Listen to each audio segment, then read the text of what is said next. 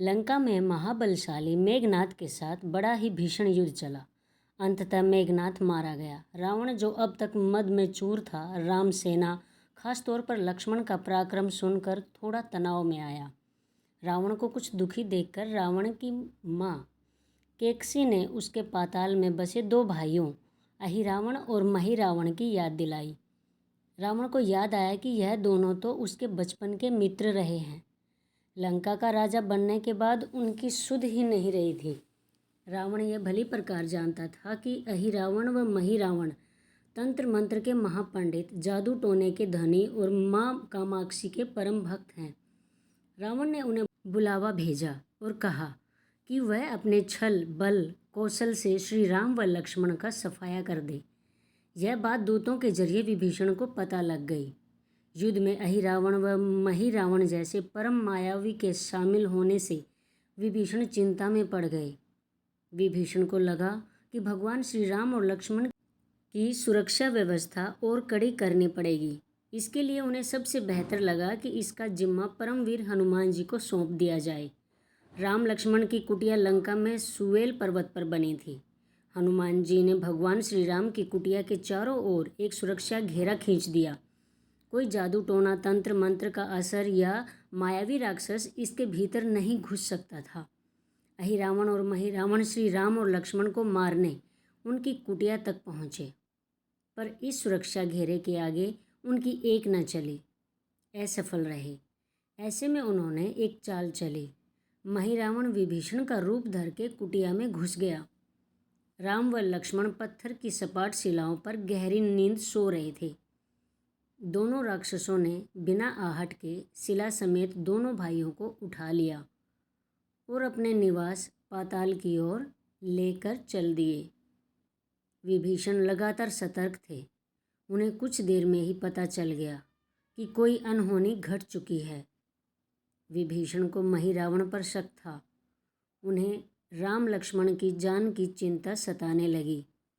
विभीषण ने हनुमान जी को महिरावण के बारे में बताते हुए कहा कि वे उसका पीछा करें। लंका में अपने रूप में घूमना राम भक्त हनुमान के लिए ठीक न था। सो उन्होंने पक्षी का रूप धारण कर लिया और पक्षी का रूप में ही निकुंभला नगर पहुंच गए। निकुंभला नगरी में पक्षी रूप धरे हनुमान जी ने कबूतर और कबूतरी को आपस में बतियाते सुना। कबूतर कबूतरी से कह रहा था कि अब रावण की जीत पक्की है। अहिरावण व महिरावण राम लक्ष्मण को बलि चढ़ा देंगे। बस सारा युद्ध समाप्त। कबूतर की बातों से ही बजरंगबली को पता चला कि दोनों राक्षस राम लक्ष्मण को सोते में ही उठाकर कामाक्षी देवी को बलि चढ़ाने पाताल लोक ले गए हैं। हनुमान जी वायु वेग से रसातल की ओर बढ़े और तुरंत वहां पहुंचे। हनुमान जी को रसातल के प्रवेश द्वार पर एक अद्भुत पहरेदार मिला। इसका आधा शरीर वानर का और आधा मछली का था। उसने हनुमान जी को पाताल में प्रवेश से रोक दिया। द्वारपाल हनुमान जी से बोला कि मुझको परास्त किए बिना तुम्हारा भीतर जाना असंभव है। दोनों में लड़ाई ठन गई। हनुमान जी की आशा के विपरीत यह बड़ा ही बलशाली और कुशल योद्धा निकला। दोनों ही बड़े बलशाली थे। दोनों में बहुत भयंकर युद्ध हुआ, परंतु वह बजरंगबली के आगे न टिक सका। आखिरकार हनुमान जी ने उसे हरा तो दिया, पर उस द्वारपाल की प्रशंसा करने से नहीं रह सके। हनुमान जी ने उस वीर से पूछा कि हे वीर, तुम अपना परिचय दो। तुम्हारा स्वरूप भी कुछ ऐसा है कि उससे कौतूहल हो रहा है।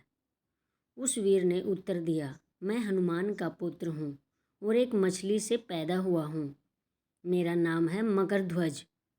हनुमान जी ने यह सुना तो आश्चर्य में पड़ गए। वह वीर की बात सुनने लगे। मकरध्वज ने कहा, लंका दहन के बाद हनुमान जी समुद्र में उनके शरीर से पसीने के रूप में तेज गिरा। उस समय मेरी माँ ने आहार के लिए मुख खोला था। वह तेज मेरी माता ने अपने मुख में ले लिया और गर्भवती हो गई। उसी से मेरा जन्म हुआ है।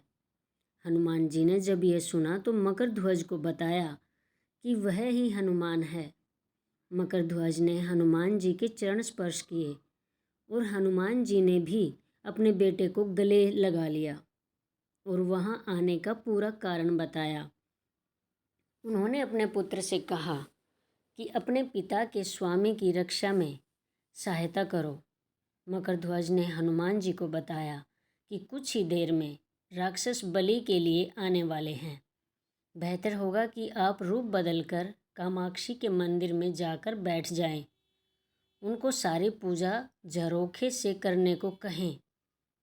हनुमान जी ने पहले तो मधुमक्खी का वेश धरा और माँ कामाक्षी के मंदिर में घुस गए।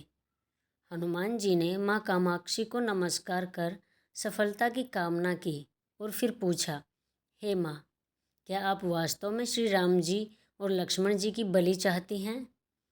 हनुमान जी के इस प्रश्न पर माँ कामाक्षी ने उत्तर दिया कि नहीं, मैं तो दुष्ट अहिरावण व महिरावण की बलि चाहती हूँ। यह दोनों मेरे भक्त तो हैं, पर अधर्मी और अत्याचारी भी हैं। आप अपने प्रयत्न करो, सफल रहोगे। मंदिर में 5 दीप जल रहे थे। अलग अलग दिशाओं और स्थान पर माँ ने कहा, यह दीप अहिरावण ने मेरी प्रसन्नता के लिए जलाए हैं। जिस दिन ये एक साथ बुझा दिए जा सकेंगे उसका अंत सुनिश्चित हो सकेगा। इस बीच गाजे बाजे का शोर सुनाई पड़ने लगा। अहिरावण महिरावण बलि चढ़ाने के लिए आ रहे थे। हनुमान जी ने अब माँ कामाक्षी का रूप धरा। जब अहिरावण और महिरावण मंदिर में प्रवेश करने ही वाले थे कि हनुमान जी का महिला स्वर गूंजा। हनुमान जी बोले, मैं कामाक्षी देवी हूँ और आज मेरी पूजा झरोखे से करो। झरोखे से पूजा आरंभ हुई। ढेर सारा चढ़ावा माँ कामाक्षी को झरोखे से चढ़ाया जाने लगा। अंत में बंधक बलि के रूप में राम लक्ष्मण को भी उसी से डाला गया। दोनों बंधक में बेहोश थे। हनुमान जी ने तुरंत उन्हें बंधन मुक्त किया। अब पाताल लोक से निकलने की बारी थी, पर उससे पहले माँ कामाक्षी के सामने अहिरावण महिरावण की बलि देकर उनकी इच्छा पूरी करना और दोनों राक्षसों को उनके किए की सज़ा देना शेष था। अब हनुमान जी ने मकरध्वज को कहा कि वह अचेत अवस्था में लेटे हुए भगवान राम और लक्ष्मण का खास ख्याल रखें और उसके साथ मिलकर दोनों राक्षसों के खिलाफ युद्ध छेड़ दिया। पर यह युद्ध आसान न था। अहिरावण और महिरावण बड़ी मुश्किल से मरते तो फिर 5-5 के रूप में जिंदा हो जाते। इस विकट स्थिति में मकरध्वज ने बताया कि अहिरावण की एक पत्नी नागकन्या है। अहिरावण उसे हर लाया है। वह उसे पसंद नहीं करती, पर मन मार के उसके साथ है। वह अहिरावण के राज जानती होगी। उससे उसकी मौत का उपाय पूछा जाए। आप उसके पास जाएं और सहायता मांगे। मकरध्वज ने राक्षसों को युद्ध में उलझाए रखा और उधर हनुमान अहिरावण की पत्नी के पास पहुँचे। नागकन्या से उन्होंने कहा कि यदि तुम अहिरावण की मृत्यु का भेद बता दो तो हम उसे मारकर तुम्हें उसके चंगुल से मुक्ति दिला देंगे। अहिरावण की पत्नी ने कहा, मेरा नाम चित्रसेना है। मैं भगवान विष्णु की भक्त हूँ। मेरे रूप पर अहिरावण मर मिटा और मेरा अपहरण कर यहाँ कैद किए हुए है, पर मैं उसे नहीं चाहती। लेकिन मैं अहिरावण का भेद तभी बताऊंगी जब मेरी इच्छा पूरी की जाएगी। हनुमान जी ने अहिरावण की पत्नी नागकन्या चित्रसेना से पूछा कि आप अहिरावण की मृत्यु का रहस्य बताने के बदले में क्या चाहती हैं? आप मुझसे अपनी शर्त बताएं, मैं उसे ज़रूर मानूंगा। चित्रसेना ने कहा, दुर्भाग्य से अहिरावण जैसा असुर मुझे हर लाया। इससे मेरा जीवन खराब हो गया। मैं अपने दुर्भाग्य को सौभाग्य में बदलना चाहती हूँ। आप अगर मेरा विवाह श्री राम से कराने का वचन दे तो मैं अहिरावण के वध का रहस्य बताऊंगी। हनुमान जी सोच में पड़ गए। भगवान श्री राम तो एक पत्नीनिष्ठ हैं। अपनी धर्मपत्नी देवी सीता को मुक्त कराने के लिए असुरों से युद्ध कर रहे हैं। वह किसी और से विवाह की बात तो कभी न स्वीकारेंगे। मैं कैसे वचन दे सकता हूँ। फिर सोचने लगे कि यदि समय पर उचित निर्णय न लिया तो स्वामी के प्राण ही संकट में हैं। असमंजस की स्थिति में बेचैन हनुमान जी ने ऐसी राह निकाली कि सांप भी मर जाए और लाठी भी न टूटे। हनुमान जी बोले, तुम्हारी शर्त स्वीकार है, पर हमारी भी एक शर्त है। यह विवाह तभी होगा जब तुम्हारे साथ भगवान राम जिस पलंग पर आसीन होंगे वह सही सलामत रहना चाहिए। यदि वह टूटा तो इसे अपशकुन मांगकर वचन से पीछे हट जाऊंगा। जब महाकाय अहिरावण के बैठने से पलंग नहीं टूटता तो भला श्री राम के बैठने से कैसे टूटेगा। यह सोचकर चित्रसेना तैयार हो गई। उसने अहिरावण समेत सभी राक्षसों के अंत का सारा भेद बता दिया। चित्रसेना ने कहा, दोनों राक्षसों के बचपन की बात है। इन दोनों के कुछ शरारती राक्षस मित्रों ने कहीं से एक भ्रामरी को पकड़ लिया। मनोरंजन के लिए वे उसे भ्रामरी को बार बार कांटों से छेड़ रहे थे। भ्रामरी साधारण भ्रामरी न थी, वह भी बहुत मायावी थी, किंतु किसी कारणवश वह पकड़ में आ गई थी। भ्रामरी की पीड़ा सुनकर अहिरावण और महिरावण को दया आ गई और अपने मित्रों से लड़कर उसे छुड़ा दिया। मायावी भ्रामरी का पति भी अपनी पत्नी की पीड़ा सुनकर आया था। अपनी पत्नी की मुक्ति से प्रसन्न होकर उस भौरे ने वचन दिया था कि तुम्हारे उपकार का बदला हम सभी भ्रमर जाति मिलकर चुकाएंगे। ये भौरे अधिकतर उसके शयन कक्ष के पास रहते हैं। ये सब बड़ी भारी संख्या में हैं। दोनों राक्षसों को जब भी मारने का प्रयास हुआ है और ये मरने को हो जाते हैं, तब भ्रमर उनके मुख में एक बूंद अमृत डाल देते हैं। उस अमृत के कारण ये दोनों राक्षस मरकर भी जिंदा हो जाते हैं। इनके कई कई रूप उसी अमृत के कारण हैं। इन्हें जितनी बार फिर से जीवन दिया गया, उनके उतने नए रूप बन गए हैं। इसलिए आपको पहले इन भंवरों को मारना होगा। हनुमान जी रहस्य जानकर लौटे। मकरध्वज ने अहिरावण को युद्ध में उलझा रखा था, तो हनुमान जी ने भंवरों का खात्मा शुरू किया। वे आखिर हनुमान जी के सामने कहाँ तक टिकते। जब सारे भ्रमर खत्म हो गए और केवल एक बचा, तो वह हनुमान जी के चरणों में लौट गया। उसने हनुमान जी से प्राण रक्षा की याचना की। हनुमान जी पसीज गए। उन्होंने उसे क्षमा करते हुए एक काम सौंपा। हनुमान जी बोले, मैं तुम्हें प्राणदान देता हूँ, पर इस शर्त पर कि तुम यहाँ से तुरंत चले जाओगे और अहिरावण की पत्नी के पलंग की पाटी में घुसकर जल्दी से जल्दी उसे पूरी तरह खोखला बना दोगे। भंवरा तत्काल चित्रसेना के पलंग की पाटी में घुसने के लिए प्रस्थान कर गया। इधर अहिरावण और महिरावण को अपने चमत्कार के लुप्त होने से बहुत अचरज हुआ, पर उन्होंने मायावी युद्ध जारी रखा। भ्रमरों को हनुमान जी ने समाप्त कर दिया।